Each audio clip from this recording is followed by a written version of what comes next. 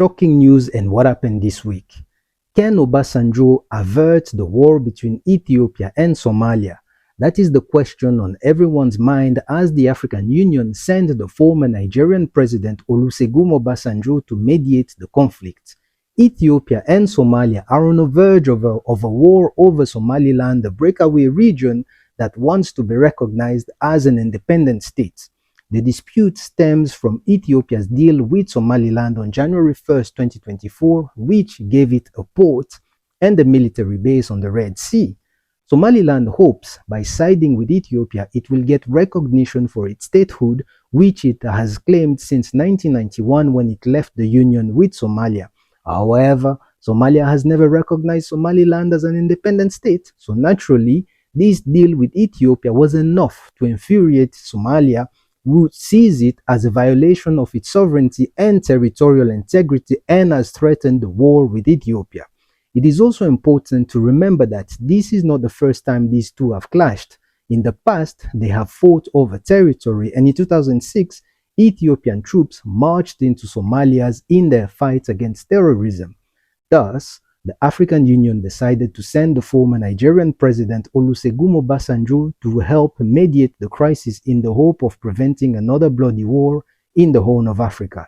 Needless to say, Mr. Obasanjo better carry his dancing shoes because this will be a tough challenge as the two countries engage in a geopolitical dance.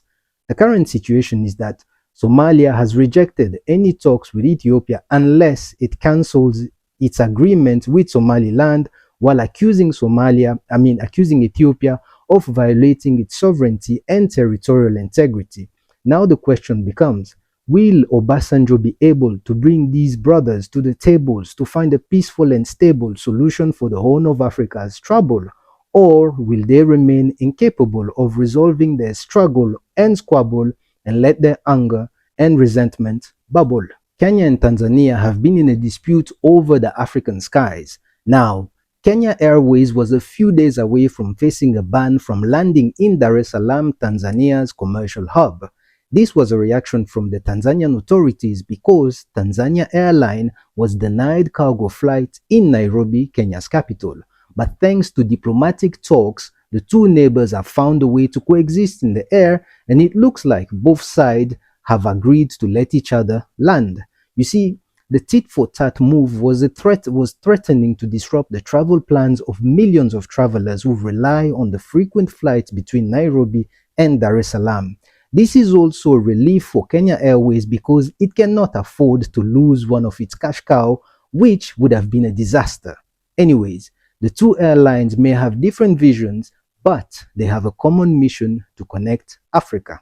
The Democratic Republic of Congo is facing a historic moment as the UN peacekeeping mission MONUSCO prepares to withdraw from the country by the end of 2024.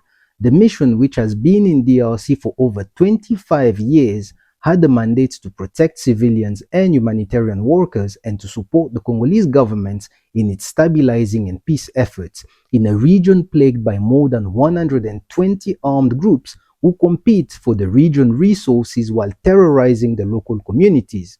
The violence in the eastern part of the country has not only claimed many lives, but also displaced millions of people.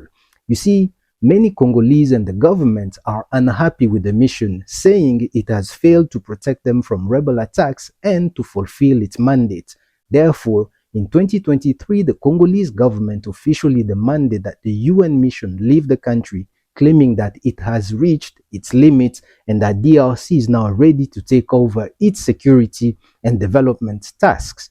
As a result, the UN will withdraw its 15,000 troops by the end of 2024 in 3 phases, and both parties have agreed on a plan for a progressive withdrawal of MONUSCO, as well as a gradual transfer of tasks to the Congolese government. This is the end. Now, for the rest of the news of the week, you can check out my YouTube shorts where I post every day. We, ni nini?